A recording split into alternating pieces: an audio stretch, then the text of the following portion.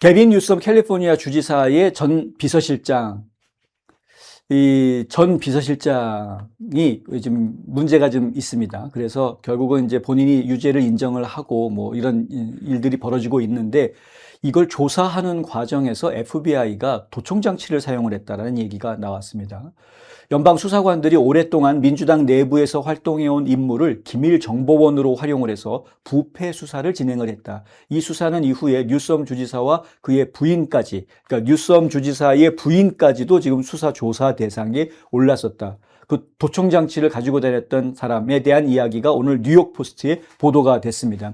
여기 뭐 FBI에 보면은요, 게빈 뉴섬의 내부 이너서클 내부 인사를 갖다가 설득해가지고요, 설득해가지고 이 거버너의 동맹들, 그러니까 LI라는 거는 이제 측근들을 얘기하는 거죠. 거버너 측근들한테 이 와이어를 입혔다. 이게 무슨 얘기냐면 도청 장치를 달아줬다라는 이야기.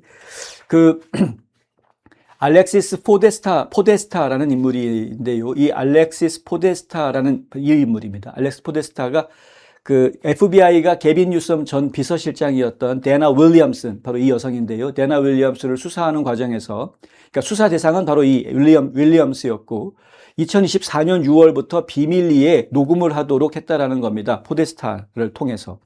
이 윌리엄스의 변호사인 맥그리거 스캇이라는 사람이 이제 이것에 대해서 뉴욕 포스트에 공개를 했는데, 캘리포니아 동부지구 연방 검사장을 역임했던 스캇 변호사는 뉴욕 포스트에 이렇게 말합니다. 알렉시스는 도청 장치를 착용했지만 데나는 그렇지 않았다. 그러니까 알렉시스는 도청 장치를 착용하고 있었지만 데나는 그렇지 않았다. 이런 이야기를 하는 겁니다.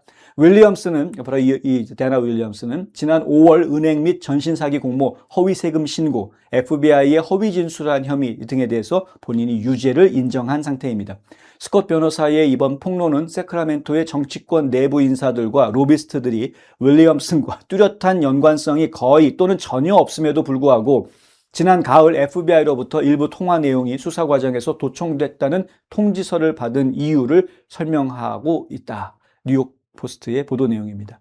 조시 후버라는 뉴욕주의 하원 의원은 공화당 소속 하원 의원인데요. 윌리엄스나 이 포데스타와 대화를 나눈 적은 없지만 편지를 받은 사람들 중 한 명이라고 합니다. 이 후보 의원은 주 하원 의원이요.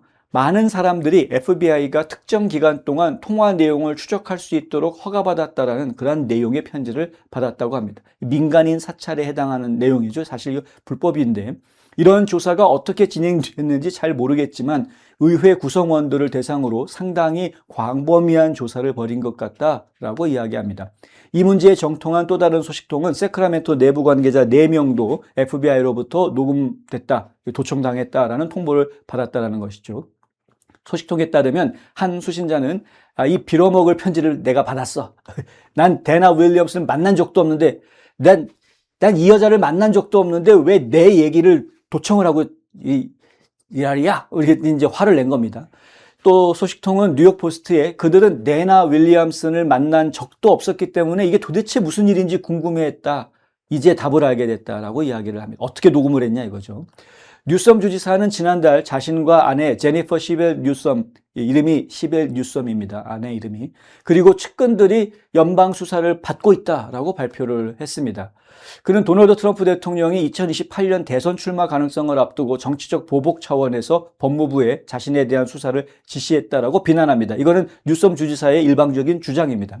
사정에 정통한 소식통은 뉴욕 포스트의 수사관들이 지난 1년 동안 뉴섬 주지사뿐만이 아니라 그의 참모진과 아내의 세금 내역까지 조사해 왔다라고 이야기합니다.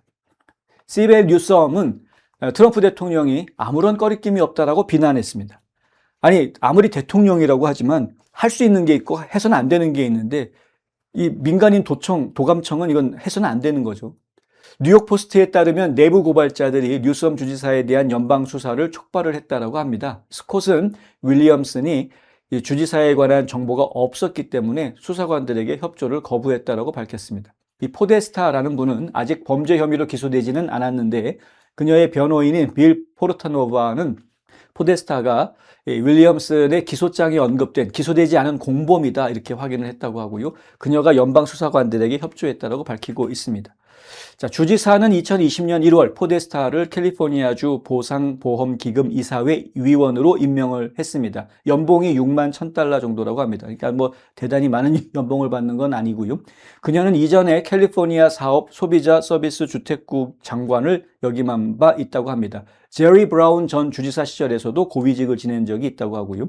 연방검찰은 윌리엄슨과 다른 사람들이 이 자비에르 베세라 전 보건복지부 장관의 휴면 선거자금 계좌에서 약 22만 $5,000를 빼돌리기 위해 공모했고, 이 자금을 베세라의 전 비서실장인 숀 맥클러스키의 컨설팅 비용으로 위장했다라고 주장하고 있습니다.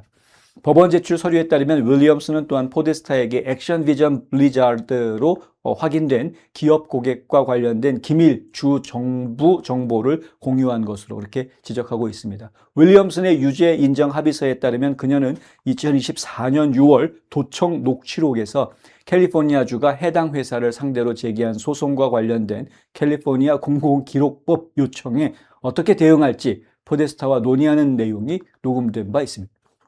법원 기록에 따르면 두 사람은 이 문제에 대해서 문자 메시지도 주고받은 것으로 나타났습니다. 이번 수사를 주도하고 있는 연방검찰청 대변인은 논평을 거부했는데요.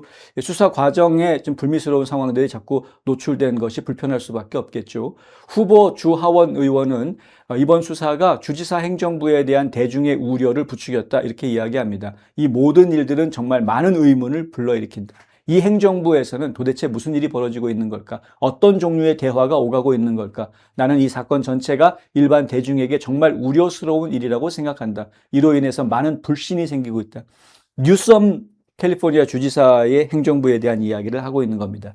지금 캘리포니아 주 정부가 행정 정책을 잘못된 방향으로 이끌고 있다는 지적은 과거에도 계속 있었던 것입니다. 그런데 결국 주지사 전직이지만 전 주지사 비서실장이 지금 수사 대상이 됐고, 그 조사하는 과정에서 도청을 했더니 거기에 녹취된 이 내용들은 상당히 좀 위험천만한 내용들이 녹취가 되어져 있었고, 결국 본인은 자기 죄를 인정할 수밖에 없는 상황이 됐다.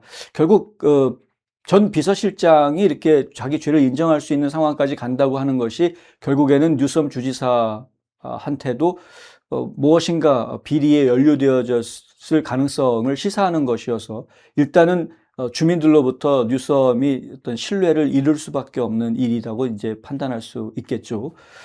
하지만 그것이 실제 정치적인 투표 현장으로 연결이 될 수 있는 것인지, 이 부분은 좀 명확하지가 않습니다. 좀 지켜봐야 될 부분이고요.